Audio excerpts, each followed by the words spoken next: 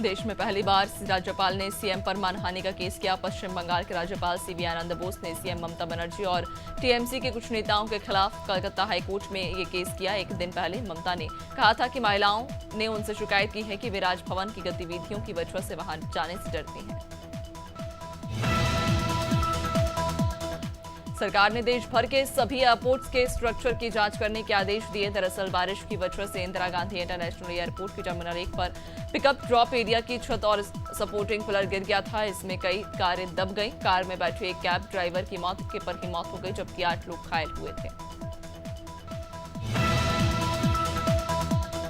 National testing agency ने UGC, NET, CSIR, NET और NCET की नई तारीखों की घोषणा कर दी है। ये सभी एग्जाम 10 जुलाई से 4 सितंबर के बीच होंगे। इस बार एग्जाम मोड भी ऑनलाइन रखा गया है।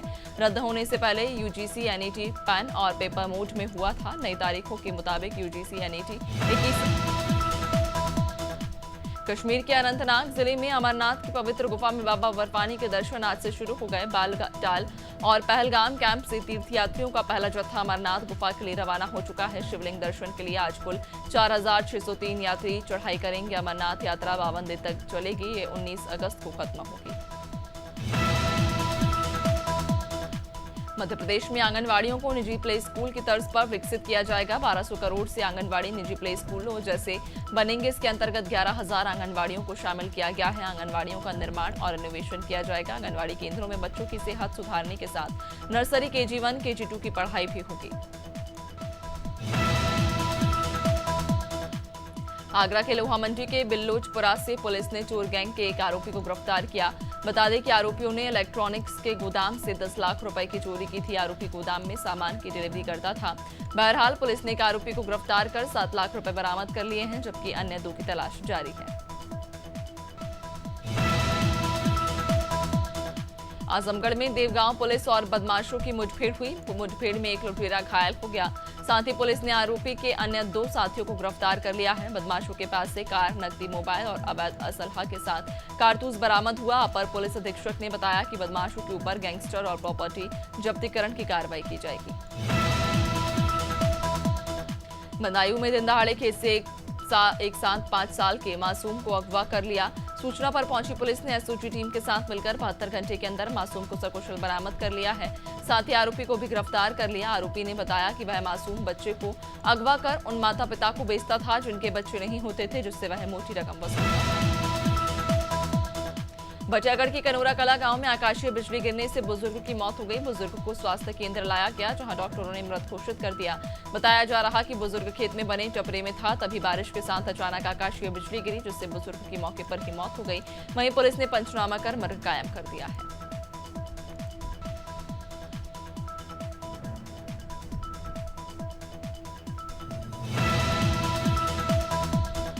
फिरोजाबाद में गर्भवती महिला और उसके परिजनों से मारपीट की गई। दरअसल महिला के पति पर पत्नी और सास ससुर को पीटने का आरोप लगा। जानकारी अनुसार आरोपी ने अपने ससुराल पक्ष और अपनी पत्नी के साथ बुरी तरह मारपीट की, जिसके बाद घायल अवस्था में पहुंचे पीड़ितों ने पुलिस से शिकायत कर कार्रवाई की मांग की है।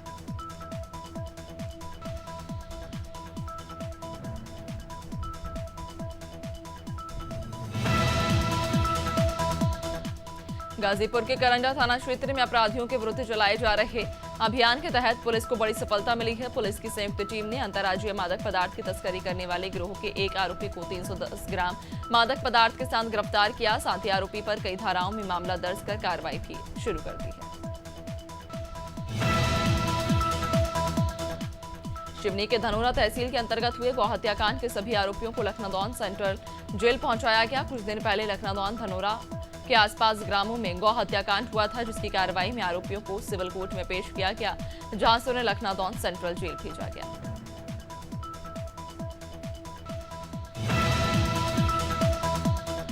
रायबरेली में दीवार के नीचे दबकर एक किशोर की मौत हो गई। किशोर की मौत से घर में कोहराम मच गया। बता दें करीब 4 घंटे रेस्क्यू करने के बाद भी किशोर की जान नहीं बच सकी।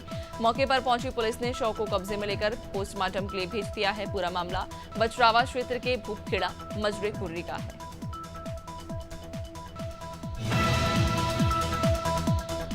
रामपुर थाना टांडा पुलिस ने फर्जी कंपनी बनाकर 14 लाख से ज्यादा की ठगी करने वाले 15,000 के नामी आरोपी को गिरफ्तार कर लिया। मामले पर एसपी ने बताया कि ठगी करने वाला आरोपी मुरादाबाद के भोजपुर क्षेत्र का रहने वाला है, जिसने फर्जी कंपनी बनाकर लोगों के साथ 14 लाख से भी ज्यादा की ठगी की है। आरोपी 6 साल से फरार चल रहा था।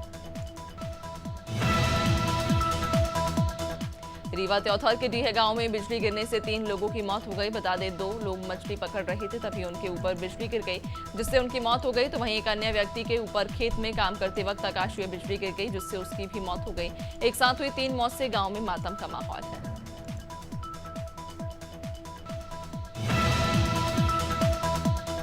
बुलंदशहर में हुई आलू व्यापारी की हत्या के आरोपियों से पुलिस की मुठभेड़ हुई। मुठभेड़ में एक आरोपी घायल हो गया। पुलिस ने हत्याकांड का खुलासा करते हुए बताया कि हत्यारे के चाचा के साथ मृतक ने पूर्व में मिर्च का कारोबार किया था। मृतक कारोबार में हुए करोड़ों के घाटे के बाद हिसाब नहीं कर रहा था, जिसके चलते उन्होंने इस वारदात को अंजाम दिया। सहारनपुर भाजपा प्रत्याशी राघव लखनपाल शर्मा का सोशल मीडिया पर वीडियो वायरल हो रहा। वायरल वीडियो में भाजपा प्रत्याशी ने कहा, आस्तीन में छुपे सांप और जयचंदों को पहचाने, वहीं स्थानीय नेताओं का बिना नाम लिए उन पर भी करारा हमला बोला। बता दें कि सहारनपुर से 3 बार विधायक और 1 बार सांसद हैं राघव।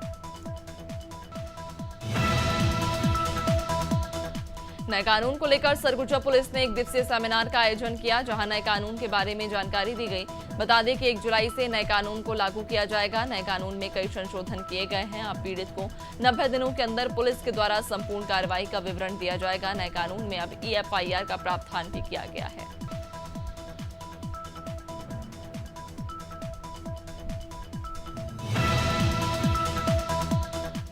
गुजरात के विभिन्न हिस्सों में मानसून ने असर दिखाना शुरू कर दिया है। नतीजतन गुजरात के अधिकांश हिस्सों में झमाझम बारिश हो रही। इस बीच मौसम विभाग ने दक्षिण गुजरात के कुछ जिलों में ऑरेंज अलर्ट और सौराष्ट्र के कुछ जिलों में तेज बारिश का येलो अलर्ट जारी किया है। आज भी पूरे राज्यों में आंधी तूफान की आशंका। पिछले 24 घंटे में राज्य के 159 तालुका में बारिश हुई है।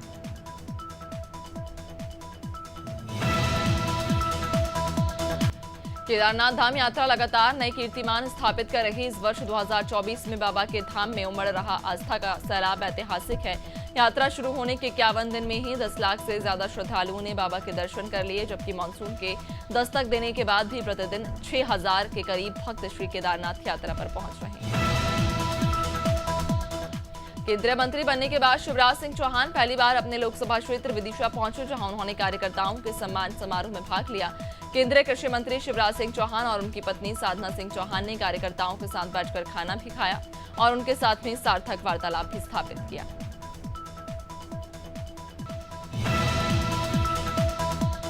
अल्मोड़ा में केंद्रीय सड़क परिवहन राज्य मंत्री अजय टम्टा ने जिला योजना की बैठक में हिस्सा लिया। इस मौके पर 74 करोड़ 75 लाख रुपए की योजनाओं की मंजूरी दी गई। केंद्रीय मंत्री, राज्य मंत्री और कैबिनेट मंत्री ने अधिकारियों को समय रहते गुणवत्तापूर्वक काम करने के निर्देश दिए। इस दौरान अजय टम्टा ने मीडिया से भी बातचीत की।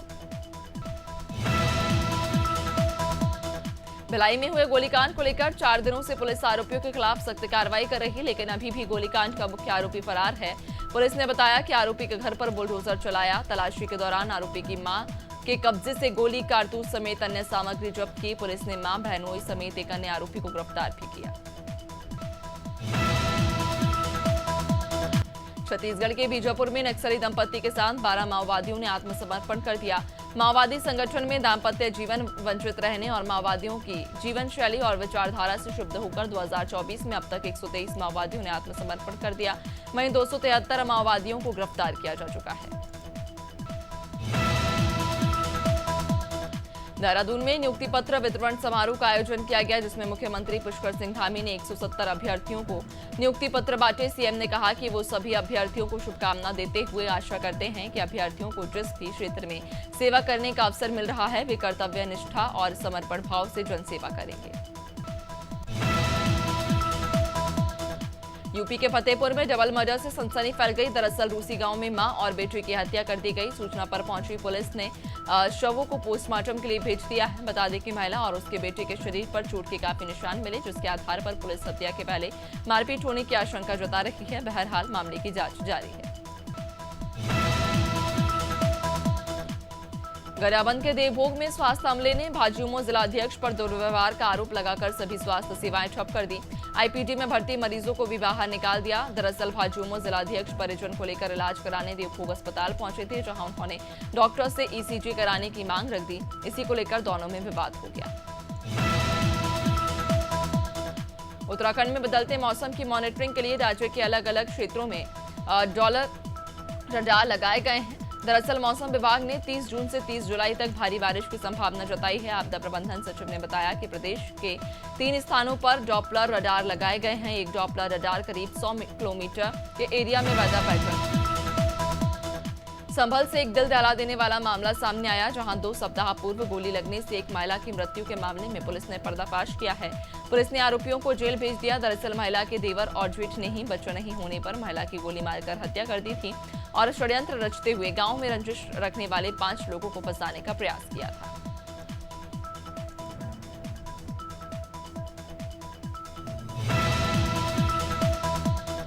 उन्नाव में एक रोडवेज बस ने ऑटो को टक्कर मार दी। हादसे में 3 लोगों की मौके पर मौत हो गई, वहीं 3 लोग गंभीर रूप से घायल हैं, जिनका इलाज किया जा रहा है। जानकारी के मुताबिक ऑटो 5 सवारियों को लेकर मल्लावा जा रहा था। इसी बीच हरदोई की ओर से आ रही तेज रफ्तार रोडवेज बस ने ऑटो में टक्कर मार दी। सूचना पर पहुंची पुलिस ने जांच शुरू कर दी है।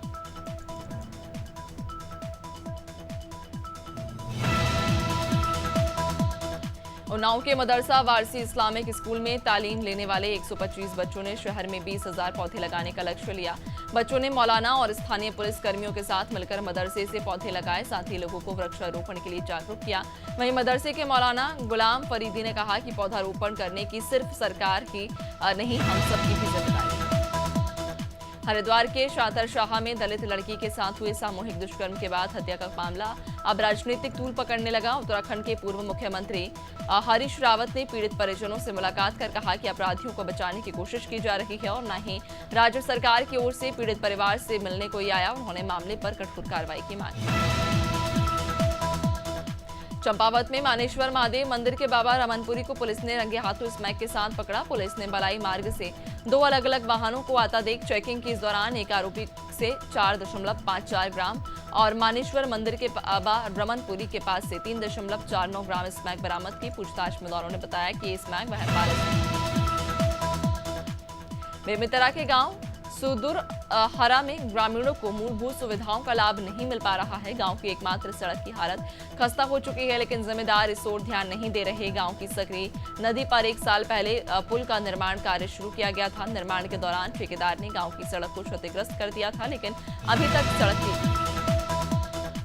देवास के जिला अस्पताल में उपचार के दौरान मरीज की मौत हो गई। मौत के बाद परिजनों ने चक्का जाम किया। युवक की उपचार के दौरान मौत होने पर परिजनों ने अस्पताल के डॉक्टरों पर लापरवाही का आरोप लगाया और चक्का जाम कर दिया, जिससे इंदौर और उज्जैन दोनों तरफ जाम लग गया। वहीं मौके पर तहसीलदार और एसडीएम पहुंचे और समझाइश के बाद जाम खुलवाया। दुर्ग के केंद्रीय विद्यालय में क्लास के दौरान कक्षा 9वीं के छात्र के सर के किनारे से पंखा टकरा गया। हादसे में छात्र घायल हो गया। जानकारी मिलते ही एसडीएम ने स्कूल पहुंचकर निरीक्षण किया। वहीं प्रिंसिपल ने बताया कि छात्र को मामूली चोट आई है, इलाज करा दिया है। बताया जा रहा है कि फॉल सीलिंग काफी पुराना हो गया था और मेंटेनेंस नहीं होने के कारण पंखा नीचे गिर गया। अनूपपुर में सीटू ने जिलाधीश को मुख्यमंत्री के नाम ज्ञापन सौंपा। सीटू के नेताओं ने बताया कि प्रदेश में श्रमिकों और कर्मचारियों के न्यूनतम वेतन में 9 साल बाद वृद्धि की गई थी, जो कि मई के वेतन में जोड़कर दी गई, लेकिन उच्च न्यायालय इंदौर खंडपीठ के जारी स्थगन आदेश के बहाने मई में इस आदेश को वापस ले लिया। इसमें वृद्धि भी छीनी और मई में मिली बड़ी वेतन को जबरन। रुड़की के गुरुकुल नारसन में बीजेपी पार्टी ने सामाजिक बैठक का आयोजन किया। बीजेपी प्रभारी ने मीडिया से चर्चा करते हुए कहा कि सर्व समाज के कई वर्गों ने संकल्प लिया है कि मंगलूर विधानसभा से इस बार करतार सिंह भड़ाना को भारी मतों से जिताकर विधानसभा भेजना है। जनता को 2.5 साल के लिए अपना विधायक चुनना है, क्योंकि ये विधायक किसी राज्य सरकार या केंद्र सरकार के लिए नहीं है।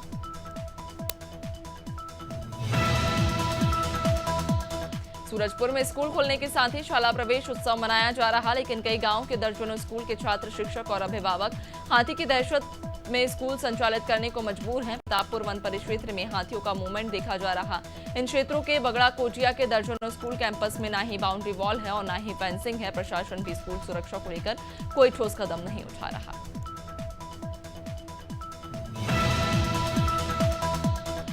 भिंड के मधुपुरा सब स्टेशन पर बिजली कंपनी के एई को लाठियों से पीटने का मामला सामने आया। बताया जा रहा कि क्षेत्र के लोग बिजली काटे जाने से नाराज थे। वहीं एई का मेडिकल परीक्षण जिला अस्पताल में किया गया। मौके पर पहुंची पुलिस ने जांच पड़ताल करने के बाद में 3 लोगों पर मामला दर्ज कर लिया।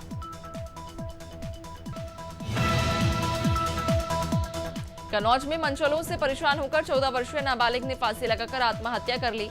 मामला चचिया थाना क्षेत्र के वारापुर गांव का है। नाबालिग की मां ने 3 लोगों पर गंभीर आरोप लगाए हैं। शिकायत के आधार पर तीनों आरोपियों के खिलाफ आत्महत्या के लिए प्रेरित करने का मुकदमा दर्ज किया है। फिलहाल पुलिस एक आरोपी को गिरफ्तार कर पूछताछ कर रही है। खैरागढ़ में इंदिरा कला संगीत यूनिवर्सिटी के ऑडिटोरियम में नवीन न्याय संहिता उन्मुखीकरण कार्यक्रम हुआ। कार्यक्रम के जरिए वक्ताओं ने बताया कि 1 जुलाई से 3 नए कानून लागू होने वाले हैं। इस कानून के बारे में सभी को जानना जरूरी है। दंड संहिता को न्याय संहिता में बदला गया। उन्होंने कहा कि जिम्मेदार नागरिक होने के नाते सभी को नए कानून के बारे में पता। शिवपुरी में कब्जा हटाने गई राजस्व टीम पर हमला करने का मामला सामने आया। दरअसल राजस्व निरीक्षक और पटवारी टीम के साथ कब्जा हटाने के लिए गए थे। इस बीच कब्जाधारियों ने टीम पर हमला कर दिया और बंधक बनाकर राजस्व टीम के सदस्यों के साथ मारपीट की, जिसके बाद राजस्व टीम ने थाने में इसकी शिकायत कराई। टीकमगढ़ में नाबालिग लड़की को कुएं में फेंकने का मामला सामने आया। बताया जा रहा है कि लड़की दादा दादी को खाना देने जा रही थी, तभी रास्ते में 4 लड़के उसके साथ छेड़छाड़ करने लगे। जब उसने इसका विरोध किया तो उसे कुएं में फेंक दिया और वहां से भाग गए। बच्ची की गंभीर हालत के चलते उसे जिला अस्पताल रेफर किया। फिलहाल पुलिस ने मामला दर्ज कर आरोपियों की तलाश शुरू कर दी। डिंडौरी पुलिस ने 24 घंटे के भीतर हत्याकांड का खुलासा कर दिया। एएसपी ने हत्याकांड में चौंकाने वाला खुलासा किया। उन्होंने बताया कि सेलवार गांव में जमीन के विवाद में नाती ने ही अपने दादा की हत्या की है। आरोपी रंजीत उइके ने अपने दादा पर कुल्हाड़ी से हमला किया था और मौके से फरार हो गया था। पुलिस ने उसे गिरफ्तार कर न्यायालय में पेश किया, जहां से उसे जेल भेज दिया। यूपी के श्रावस्ती में बोर्ड परीक्षाओं में उत्कृष्ट प्रदर्शन करने वाले छात्र छात्राओं का सम्मान किया गया। कलेक्ट्रेट सभागार में आयोजित सम्मान समारोह में प्रदेश के टॉप 10 में शामिल इंटरमीडिएट के 2 छात्रों को 1-1 लाख रुपए का चेक दिया गया। वहीं जिले के टॉप 10 मेधावियों को 21-21 हजार रुपए की चेक राशि के साथ टैबलेट, मेडल और प्रमाण पत्र देकर सम्मानित किया। बिहार में मानसून एक्टिव हो चुका। आज प्रदेश के 26 जिलों में बारिश को लेकर ऑरेंज अलर्ट जारी है। मौसम विभाग की माने तो अगले 2 से 3 दिनों में मानसून पूरे बिहार को कवर कर लेगा। इसके कारण अगले 72 घंटे के दौरान बिहार में मानसून की गतिविधियां तेज हो जाएंगी। मौसम विभाग ने कई जिलों में तेज हवा और आकाशीय बिजली का भी अलर्ट जारी किया है। छत्तीसगढ़ में सरगुजा और बिलासपुर संभाग में भारी बारिश का येलो अलर्ट जारी। इन इलाकों में 30 जून तक भारी बारिश की संभावना है। रायपुर, दुर्ग और बस्तर संभाग के कई जिलों में भी बारिश के आसार। मौसम विभाग के मुताबिक प्रदेश में अब तक 110.2 मिलीमीटर बारिश हो चुकी है। कम बारिश के चलते प्रदेश के बांध 32% की भरे। साइक्लोनिक सर्कुलेशन और ट्रफ लाइन की वजह से मध्य प्रदेश में बारिश का स्ट्रॉन्ग सिस्टम एक्टिव है। मौसम विभाग ने प्रदेश के 24 से ज्यादा जिलों में बारिश की संभावना जताई। ग्वालियर, गुना, भोपाल, दमोह में चमक गरज के साथ बारिश की संभावना। बीते दिन भोपाल, छिंदवाड़ा समेत 10 से ज्यादा जिलों में बारिश हुई। पचमढ़ी, सिवनी सबसे ठंडा रहा।